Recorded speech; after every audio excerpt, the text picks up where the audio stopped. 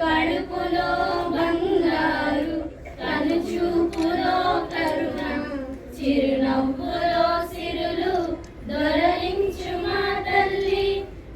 సభా వేదికను అలంకరించవలసిందిగా కోరుచున్నాం. అదేవిధంగా ఈ యొక్క ఇంటర్మీడియట్ జూనియర్ కళాశాలకు సంబంధించిన డిఐఓ చేయవలసిందిగా కోరుచున్నాం.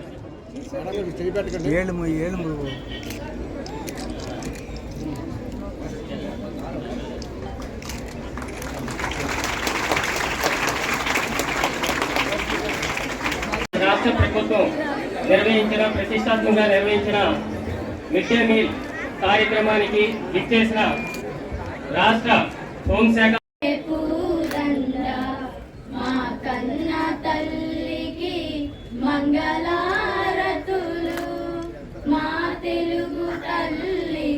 స్వాగతం సుస్వాగతం సార్.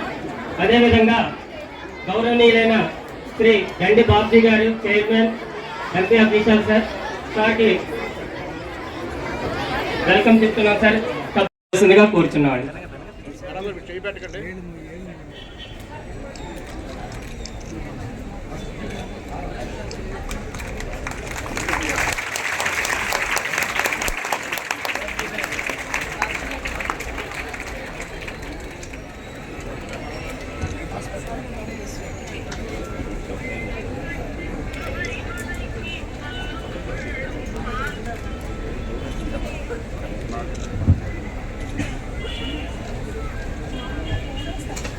పిల్లలు 7 సంవత్సరాల పిల్లల బ్యాగుల్లో కూడా ఈరోజు గాంజా వెళ్ళిపోయింది.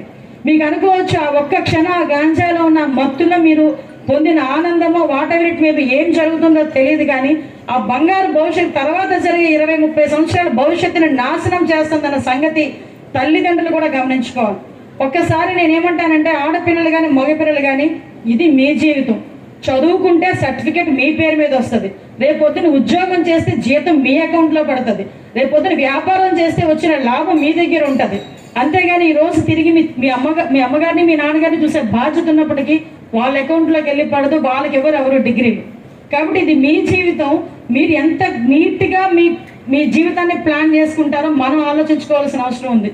ఈ గంజాయి మత్తులో మగపిల్లలు కానీ ఆడపిల్లలు కానీ వాళ్ళు జీవితాలు ఎంత దారుణంగా నాశనం చేసుకుంటున్నారంటే ఒక్కొక్కసారి వాళ్ళకి తల్లి తండ్రి ఆ ఉచ్చరించాలు కూడా మర్చిపోయి బ్లేడ్లతో కోసేసుకోవడాలు, చంపేసుకోవడాలు, ఆడపిల్లలైతే సామూహిక అత్యాచారాలు, ఎంత దారుణమైన పరిస్థితులు. ఈరోజు మొబైల్ మీకు చాలా ప్యాషన్ అయింది, కానీ ఆ మొబైల్ అన్నది ఒక రకంగా చెప్పాలంటే మీ పాలిట ఏదో అంటారు కదా, పక్కలో బలేమంటారు కదా, ఇంచుమించు అలాంటిదే మొబైల్ అన్నది.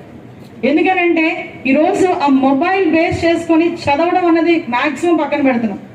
ఇంటికి వెళ్ళగానే స్కూల్లో మొబైల్ అలౌ చేయలేకపోతే ఇంటికి వెళ్ళగానే బుక్ పక్కన పెట్టేసి ఫస్ట్ అమ్మ మొబైల్ ఎక్కడుందో ఎత్తుక్కుంటారు. ఆ పొజిషన్ వచ్చేసింది.